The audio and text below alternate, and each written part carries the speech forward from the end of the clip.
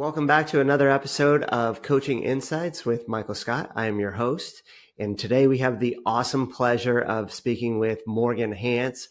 She is a senior at Clay City High School. She's going to play Division I softball at Eastern Illinois University. So we're excited for you to join us on this conversation. She is an absolute joy.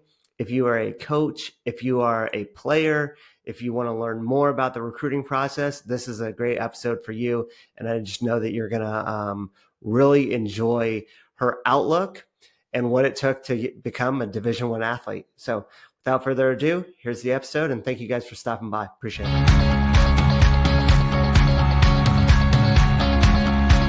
All right. Well, thank you for joining me again. I am here with Morgan Hance of Clay City, and we're going to talk about a whole bunch of things. Mm-hmm. But thank you for joining me. You are a coach, you are an athlete, and so I'm very excited to kind of share Morgan's story with you. And so without further ado, if you just want to start us off and tell us a little bit about your background. Yeah, so I'm a senior at Clay City High School. I recently signed to Eastern Illinois University to play collegiate softball at the Division I level. Mm-hmm. I've played softball since I was 7 years old. It's always been a dream of mine to play collegiate softball, just like my older sisters. I had one sister that dual sported at SWIC, and the other one played volleyball. Okay. So they were always wonderful role models for me all the way through my journey. Cool. You've been playing your whole life? Yes. Okay. So when was it when was the turning point for you? Yeah. Of when your career just kind of started taking off? Or was there a certain point in time where you're just like, mm-hmm. This is going to be my thing and I'm going? Yeah. So I would say that I developed really early with my skills. Yeah. But once I hit my sophomore year, that's really when I was like, yes, I want to play college softball. I want to play Division I softball. Okay. So that's when you started kind of falling in love mm-hmm. with it. Okay. Yes. Cool. That makes total sense. Mm-hmm. Tell us a little bit about, so we heard about where you're going. Yeah. Tell us a little bit about that process and how the recruiting process went. I know social media played a little bit of a role into it. You still got to be a baller on the field, and you absolutely are. But tell us a little bit about that. Yeah, so it's a love-hate relationship with the recruiting process. You can ask any collegiate athlete, and they'll probably cringe at the word recruiting process. Right. It's a lengthy process. Mine started probably about my freshman, sophomore year when I started playing for Illinois Spree out of Centralia area. It's a lot of social media presence. I would say it's about 75% on how you market yourself rather than your skill set. Why do you think that is? Or is that just the way that it's going? So if you don't present yourself in a confidence manner, they're not going to be confident in you. That's kind of how we look at it on our team. Yeah. You have to believe in yourself and your abilities. And you got to show them on social media how far you can develop once you're a part of their program. Okay. And then one step further that I want you to kind of go a little bit deeper on is, how did you market yourself? Did you show highlights? Did you show, after games? Did you just get on and be like, I went 0-for-4 and that was terrible.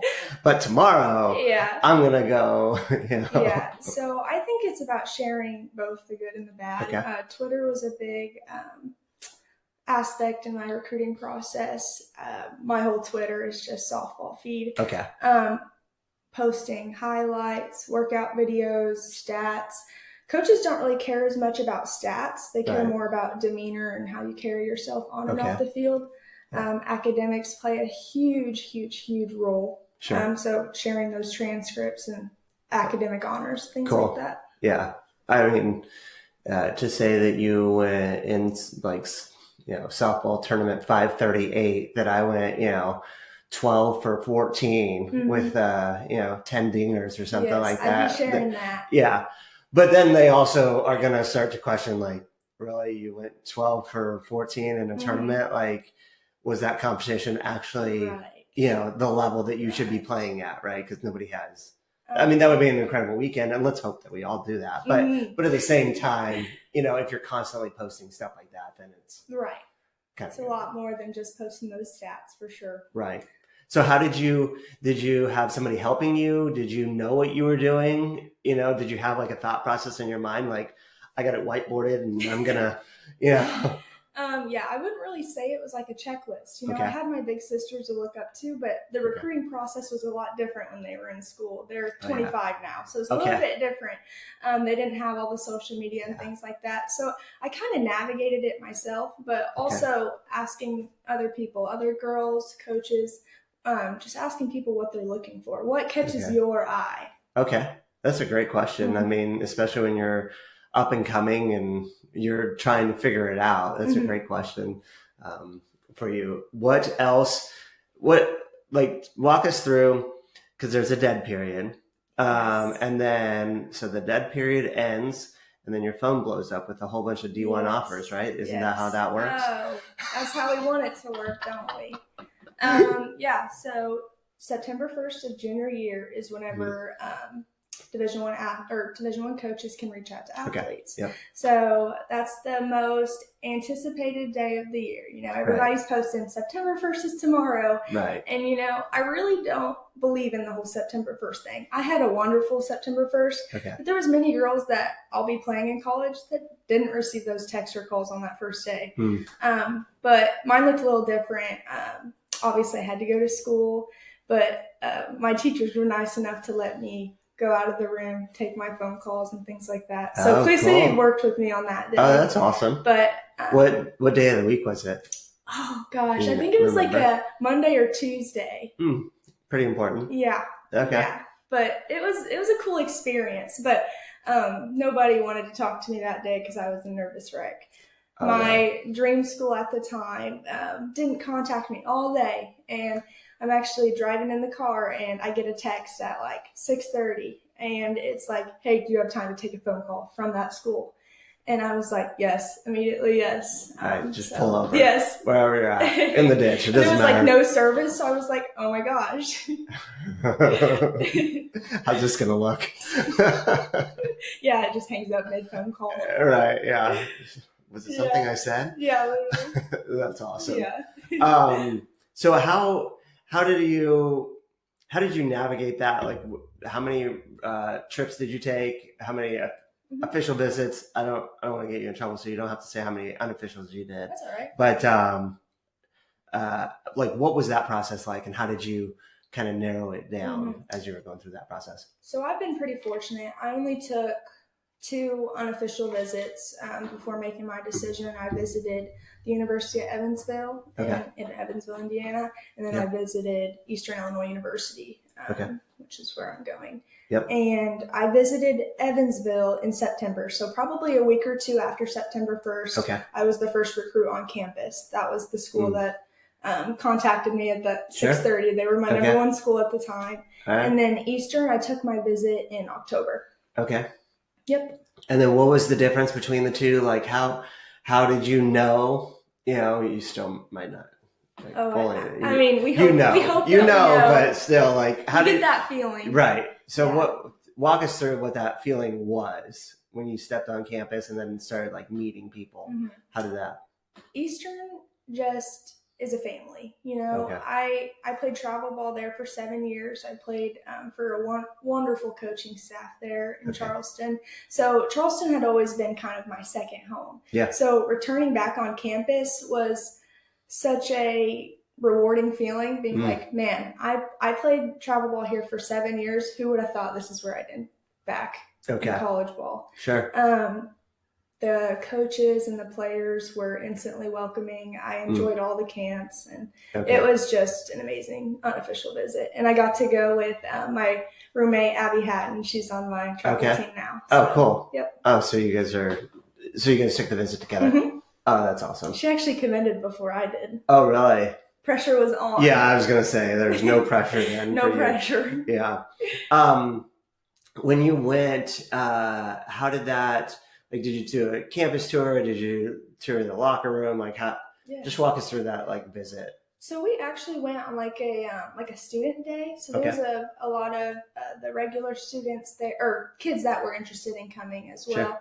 But our coaches took us around, and we did all the tours, all the buildings, softball field, locker rooms, all the things. Right. We actually even got to like try on all the uniforms. So that was really cool. I mean, that's a must, right? Oh, yeah. But that was a pretty cool experience, just putting on that number 1 jersey, and I was like, this could be real. Right. It does have an effect on you, I'm sure. And I believe that you really shouldn't put that uniform on unless you're seriously considering playing for that program. Like, I wouldn't just go on an unofficial and be like, and put on that jersey. Right. Yeah. It is interesting when you practice, or you see it kind of in the players, like as a coach, like you see it like during practice, they're practicing, and then all of a sudden, like, jerseys get put on. And then they have like whatever their name is across the chest, it's like kind of like I don't know, there's a sense of shoulders back, chin up, and now they have this like confidence, and now they feel like a team. Right. Whereas before they were, just mismatching and in practice gear. You know what I mean? So it's weird to kind of think through that from a college level. Yeah, our head coach for Illinois Spree always says you play for the name on the front, not on the back. Right, yeah. And so that's kind of our, I don't know what you say, mission statement for our team is you're representing that name. Right. So I hope to kind of transfer that over at Eastern. And I'm sure you felt that because you're not, you're humble. And you're confident, but you're humble in what you're doing. And so I totally see that being one of the things that pulled you in, I'm sure. And talk about just your senior season. You're playing a whole bunch of different sports. I mean, you play volleyball, you play softball. Just talk about like what that's been like. This year has been a little bit different, but playing volleyball for a new high school, even though you're not going to a new high school.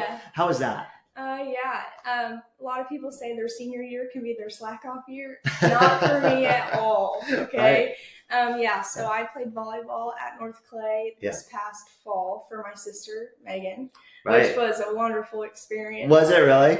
At first, it took a little getting used to. Okay. But I'm saying this as your sister, not as your player. Oh, okay. All right. But it was I have awesome. those conversations with Maven. Yeah. My daughter, and I'm like, okay, do you want the coach version or do you want the dad version? Right. And I've always played for my family. I played softball for my grandpa, volleyball for my mom, and both of my sisters. Okay, right. So it came natural, but it was a little getting used to. I'm sure. It's like you see I mean, I don't think I would have taken direction well from my sisters, but it was tough, but it was an awesome experience. I'm sure it was tough.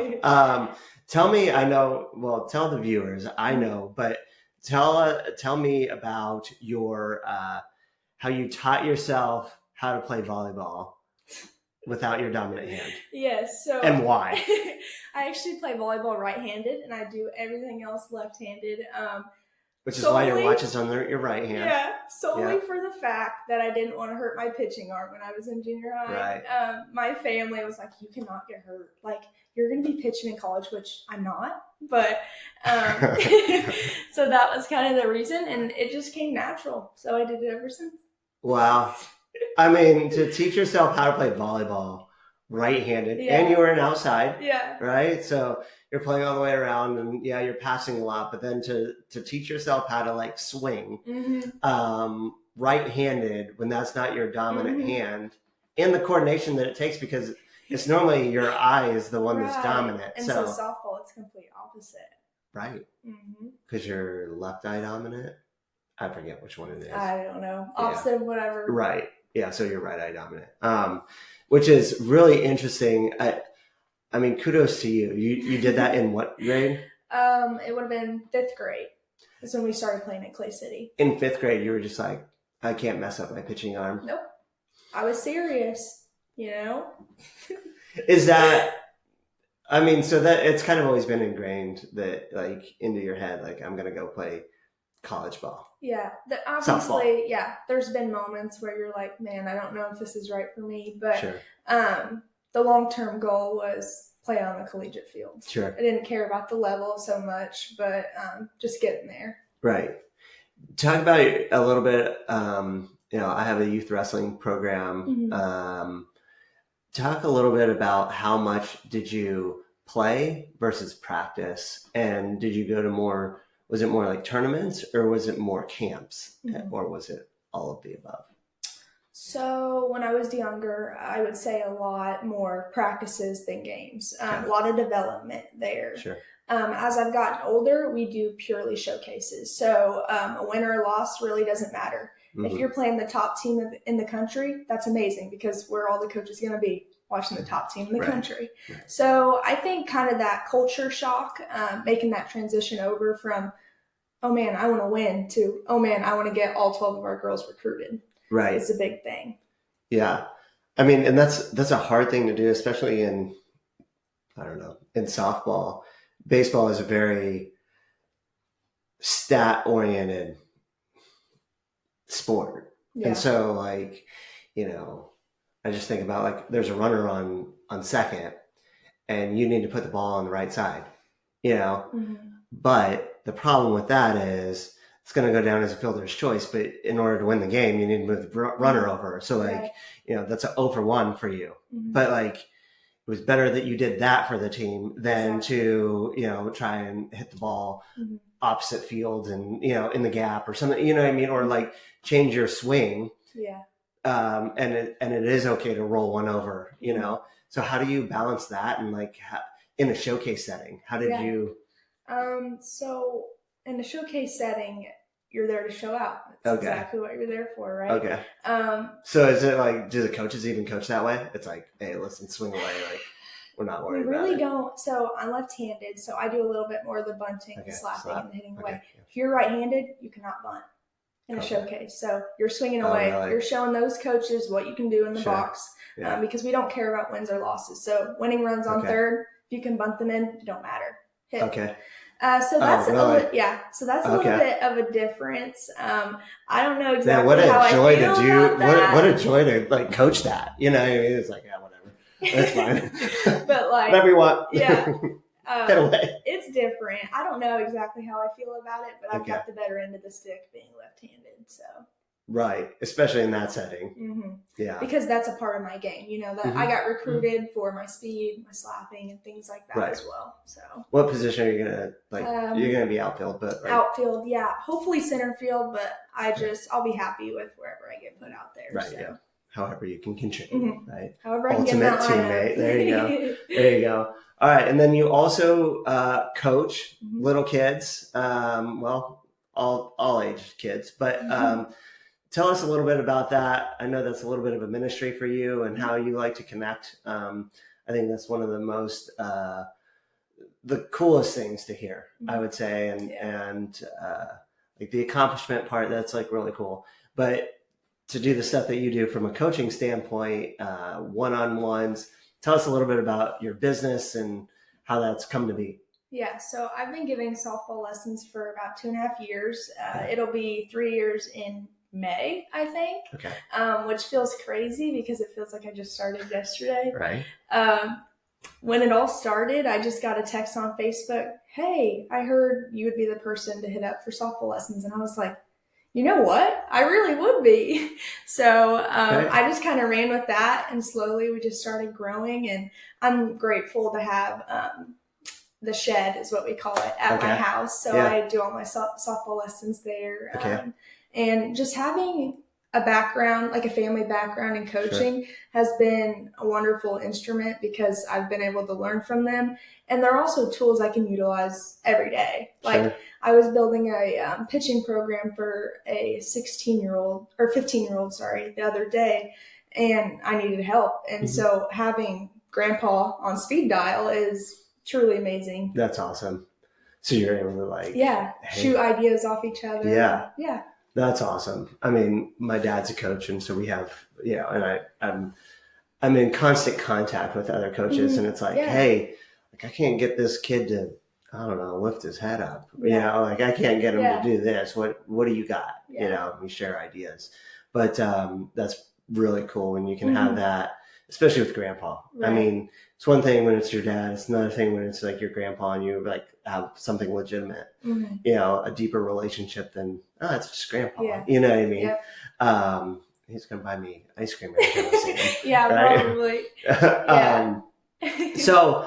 So how many, and you don't have to like give me all the stats, but like how often are you giving lessons, and like what is walk us through a little bit of the process, because I want people, I mean, they got kids. Hopefully they're going to send them to you. But, so it's been a little bit of a challenge kind of balancing my training and giving softball lessons. You know, my training right now kind of has to take the bigger role. That's just how it 100%. Needs to be. Yeah. So during the school year, I take 18 players. So I currently have 18 people that I give lessons to. And in the summer, I take up to 40, and I usually have a wait list for both. Wow. So, yep. That's awesome. And I, right now I'm giving lessons this week, 7 days a week. Really? So if I'm not playing, I'm probably giving lessons. That's awesome. Yeah. So are you going through like all the gamuts, or are you specializing in like, or is it like based upon the player? Like, hey, listen, like you're just starting out, so we're going to, like, I'm going to roll you balls for an hour. I think doing ages 6 to 16 can be a challenge because, every player is different, especially with that age gap. So, my 6-year-old, we may be working on just catching, throwing, and our 16-year-old, we might be working on spinning that rise ball, drop ball, and all the things. Right. You know, the biggest challenge has probably been making the adjustment within the hour. Like yesterday, I had a 7th grader for my first lesson of the day. For my second lesson, I had a 3rd grader. So just kind of making that quick switch, even with your demeanor and how I speak to them. It's a quick fix. Yeah, it's a yeah. I mean, I can tell you that I don't. I'm sure Mia would have even more opinions, but sometimes I don't make that switch fast enough. You know what I mean? Yeah, it's not talked about enough. No, it's really not, because we do like a 45-minute practice for what I would consider the little kids, right? And so we have like 1st through 3rd grade, and then we go 3rd or 4th through 8th grade. But still, some of those 4th graders are on the cusp of like, can they handle really how you would talk to a 6th or 7th grader? Yep. You know what I mean? From a maturity standpoint, what's their background like? You know, those sorts of things. And so sometimes I'm like, I got to remember, oh, hey, But also too, when I coach, you know, my daughter at 12, I'm like, well, why can't you just remember, you know, you're running a 5-1 rotation. How can't you remember you're in the front row and not in the back row? You know what I mean? So even that's a struggle, but it's like 12. You know, so that is something that I would say coaches have it's hard to coach all ages. Yes, it is. So now I want you to now kind of talk a little bit about, talk about your training, because I know that you, there's training and people think, oh, you know, she just went and hit 5,000, you know, balls off the tee every day. And then, you know, they did this and she fielded the ball and she, you know, all of those things. But I know that there's more to it than that. So tell us a little bit about your like actual training part of your getting your body ready. Yeah. So I have a personal trainer out of Fairfield. I train with Bridget Offield. She's been a wonderful resource. She trains a bunch of amazing athletes around the area. Yeah, she female does. Athletes. Shout out to Bridget. Yep. Yeah. It's actually her birthday weekend. Oh, really? Yeah. That's awesome. I need to get her on. Bridget, she has transformed me, not only physically, but mentally and emotionally. I can just walk in a room and feel much more confident knowing that I'm giving 110% in my training. You know, like I deserve to be standing in that room with all the amazing athletes. Right. That feeling of belonging is a big deal. Yeah. And if you're not training properly, you're not going to feel that. Right. You know? She does all my training programs, and we're very, very intense. We do a lot of CrossFit training, but we get softball specific, of course. Sure. She has it pretty tough. She has volleyball players, Right. track runners, but I'm her first softball player. Oh, really? Yeah. Okay. Yeah. Because I know she does like Emerson and she'll have Yes. volleyball Yes. there. Yep. Yeah. But I'm like her first long-term Another softball D1 player. commit. And we both have the same nickname. Isn't that weird? It really is. It's tough working out at the same time. Yeah. You're like, which one of us is slacking off here? Yeah, I know, right? Yeah, I mean, both of you guys are just amazing people in general. You guys have very similar like attitude, conversationalist. You can tell your mental approach is the same. I talked to her for a little while. Yeah. And man, you guys are so similar. And it makes sense that you guys are friends too. Right. But you guys both have that internal drive. And so is that something that has always been with you, or has it kind of been brought out? I feel like it's something that's instilled within you when you're young. Yeah. But as you get older and kind of get to that age where you can kind of grow your own opinions, you have the opportunity to kind of put that into place. Sure. I don't know. Really use that to your advantage. Yeah.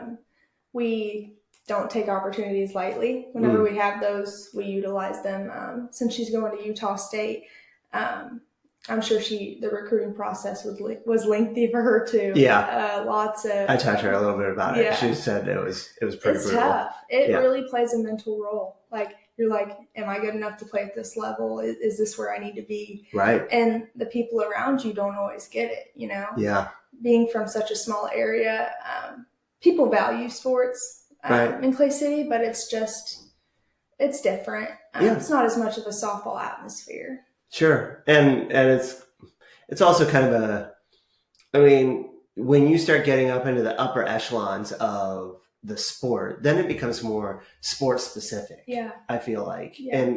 And really it's like, okay, I'm doing this at a high level, but I'm doing like this one sport. And so does that transfer over to volleyball? Does that really transfer over to track? Does that transfer over to basketball? You know, like all of those sports have their own little ways of the way that they do things and the things that they're looking for, right? Because it's like, you know, very specific, position specific on some of those sports. Yeah. Where it's like, no, we're looking for a middle.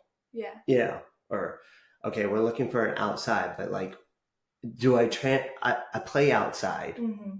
Or like, I know that early in your career you were a pitcher and then you had to transition to being an outfielder. I mean, so it's very much, I mean, that even that little bit is kind of tough. That was very tough. I would say we all train different, you know. Right. If I walked into Emerson's session or she walked into mine, we're going to be doing different things. Right. Some things may be similar, but there's a lot of softball specific movements that we work on that just aren't, and like she doesn't need to be doing those. So. Right. Because they just don't apply. Yeah. And she's doing more jumping and you're probably doing more explosive, right? Running, things like that. She's trying to get her touch 10-10 or whatever it is. Because she jumps out at the gym. Yeah. Hangs in the air for like an hour. Yeah. And I think training with those athletes is such a healthy competition. And I think that's something that I really wish I could teach more of that. But since I'm really in that one-on-one setting, I don't get that as much with girls. Sure. But we all build each other up at our gym. Yeah. Healthy competition. That's what we preach. Right. That's awesome. So, and then kind of as we start to like wrap this up, talk about this is, I don't know, we're developing what this story is and what this podcast is or video cast or whatever it is. But it's about coaching. And so from your perspective, you're a high level athlete. Talk about coaching in this time frame that you're currently in. I mean, you're a high level athlete. I want to coach coaches, right? And we want to, as coaches, we want to get the best out of our players. So how in this world do we manage all of the things that you have going on? Right. And what are some expectations that we should have of you and that you should have a boss, I guess, is not to put you on the spot. Yeah, or anything. I think in the coaching standpoint, it's all about networking, Sure. working together. I'd be lying if I didn't say that I don't scroll through my phone and text college coaches for help at lessons. I have many college coaches that are amazing resources that love to help. And I think that's the big thing. People love to help. And if you don't use those resources to your advantage, you're missing out. Yeah. And I think that's one thing I've also been taught in the CEO program is that the people are there. Yeah. You just have to be confident enough to speak up and reach out. Yeah. So just using those resources. Yeah, I will say that learning, even the stuff that, from a wrestling standpoint, I know that this works, but still how we can got you make that better? Yeah, I still got to figure that out. Changing. Yeah, and so I would say YouTube is unbelievable. Oh, it's amazing. Yeah, coaching conventions, Twitter, anything you can get your hands on that'll make you a better coach or a better player is awesome. Tell me a little bit about your perspective. It used to be when I was going to school, and that makes me sound really old. Sorry about that. But it used to be like whatever coach says, you do it. I don't feel like it's that anymore. I feel like there's got to be like a trust built up, and you can feel free to correct me, but I feel like there has to be like a trust between athlete and coach, and then you can get them to like run through a wall. But and probably even before, like I was, in high school, it was more like if the coach told you to run through the wall, you ran through the wall, and it wasn't.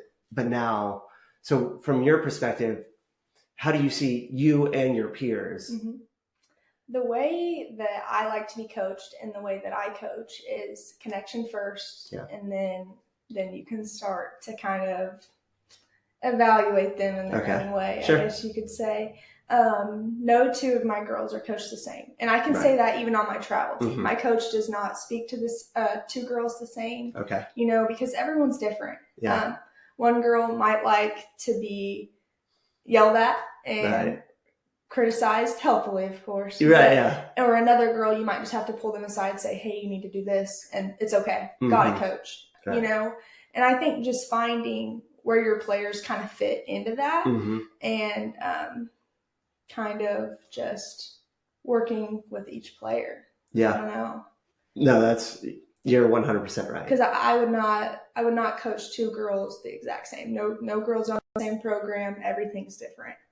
And I feel like there was a point in time where it was like everybody kind of got the same person, right? Like it didn't matter, but there are, and I think that's what wrestling coaches do really well. They figure out what makes each individual tick, because it is such an individualized sport, so you have to, you really have to be intentional about, or you can see certain little things that are starting to happen and you're like, oh, they're getting pissed, or, they're starting to throw a little bit of a temper, or, and so and some people, it's like, you got to get in their face to get their attention. And then some people it's like, okay, like, listen, this is how we're going to do it. And it's got to be softer. Yeah. The more time you spend with that athlete, you learn their little things. Yeah.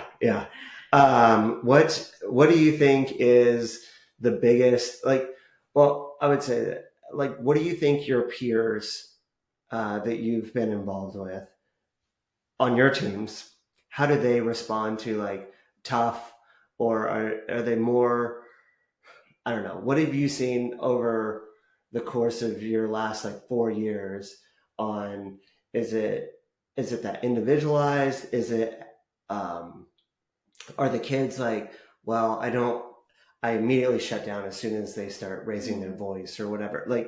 Help me understand what that looks like for each of those, kind of the team, I guess you could say. So I think at a high level, obviously you have to be able to take healthy criticism, but knowing how to take that in different ways within the players. But everyone's different, all 12 of the girls on my travel team are different.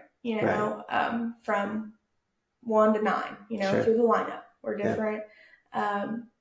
We learn different. We teach different. We talk different. All the things. Right. So, but there's one common thing. It's the next level. So. Right. And so help me with this, because I'm trying to coach Maven through this. She's 12. Yeah. How did you reply, or how do you think of criticism when it's correction? Right. So like, hey, I see something that's wrong, right? That like maybe her hands aren't coming up fast enough, or maybe she's not transitioning away from the ball, or maybe she's not ready. So like how, like from her standpoint, if she were to be here, what would you say to her on taking criticism and not letting it like factor into the rest of her whole life? You know what I mean? Well, her whole, the rest of the game, you know what I mean? Yeah. So I would say it's just an opportunity to learn. You can take everything with a grain of salt. You don't have to apply it, but you should always listen. Right. Okay. You should always have respect for those that are above you, even if you don't think that's going to make you better, which you probably will.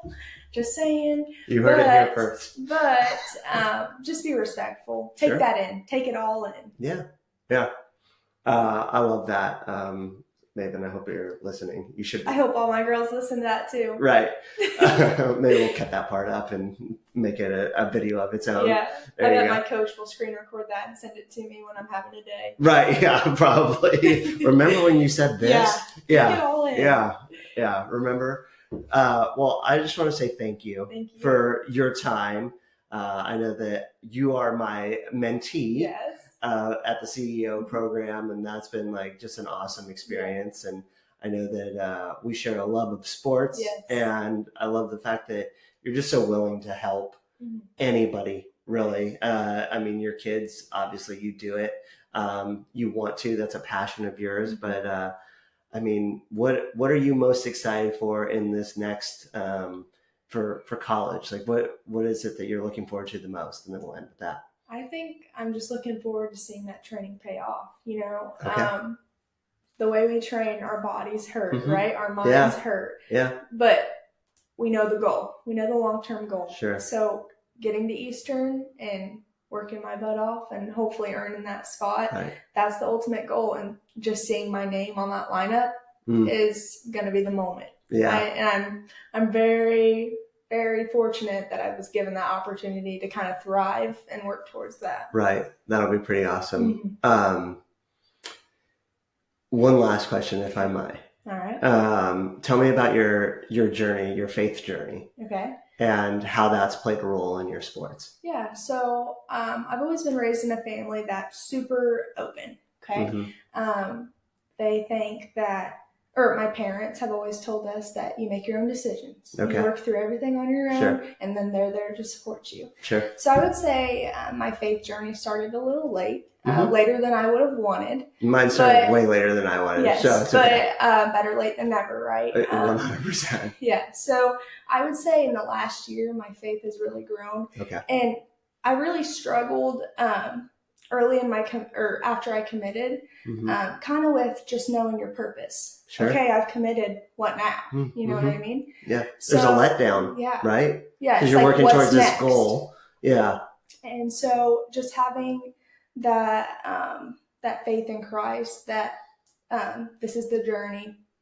He's got a plan, has just been a fulfilling feeling. And I have noticed that I've really been in the moment, really enjoying my teammates, enjoying my coaches, just the atmosphere. That's cool. That's awesome.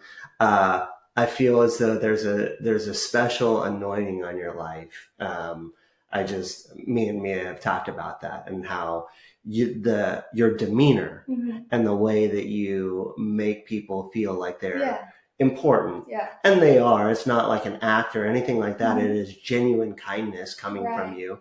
And you can just feel it. There's a lot of athletes that don't often get to that point. And so their purpose is in their sport.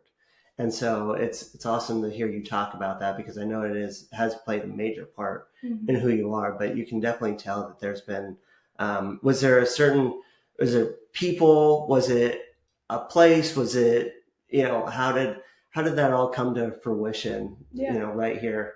I mean, this is kind of recent for you, so it's I think it was really just that situation, like not knowing what's next, you know? Sure. How do I set that next goal? Right. You know, but I really think it's just about being in the moment, thanking the Lord for what you have, and kind of representing Him in everything that I do, which is being on that field. Yeah. So. And they're seeing Him through you. Yeah. Right? And I always say, be a better person than you are a player. I love it. When you're in those situations on the field where things aren't going your way and you can have that attitude, I just remember, be a better person than you are a player. Well, it's me. Sometimes we start looking at it ourselves. We're like, oh man, I can't do this. I can't do that.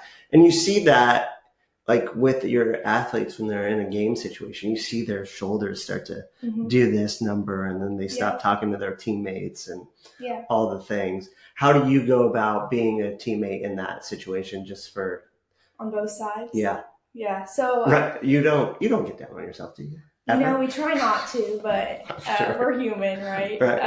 But yeah, just being a good teammate. You know, you may be going 0 for 4. But another girl on your team may have just had the best game of her life, and the dream school coach just watched her play. You know, and I think just recognizing those moments and knowing that your moments will come, but being proud and happy for the people that bring you up. Yeah, that's awesome. We'll end on that because I don't think there's a better way to end. Yeah. So thank you for your time. Thank you for all you do for your kids that you coach. Thank you for, I don't know, the way you represent Clay County just in general. And we wish you nothing but success and can't wait to watch you. Tell everybody your socials so they can follow your career. Oh my gosh. Come on. Just Twitter. We're just Twitter. Okay. Twitter is you don't have to give your Snapchat or anything. No, we're not doing that one. Not doing that number. Okay, good. Twitter is at Morgan Hance with 3 E's at the end. 3 E's at the end. 3 E's because the one was taken. Didn't know there was another Morgan Hance. But we don't have any E's on the field, so it's kind of a play on words. That's where all my softball related things are. Awesome. So that way we can follow your career, because I want people to know when you play around here, maybe they can make a trip up, or if they're in some other place and they're watching this, and you can go watch more. Eastern softball on ESPN. Right, there you go. There's a plug right there. All righty. Well, thanks, Morgan. Thank you. Appreciate you. Thank you for having me. My pleasure. We'll see you guys next time. All right.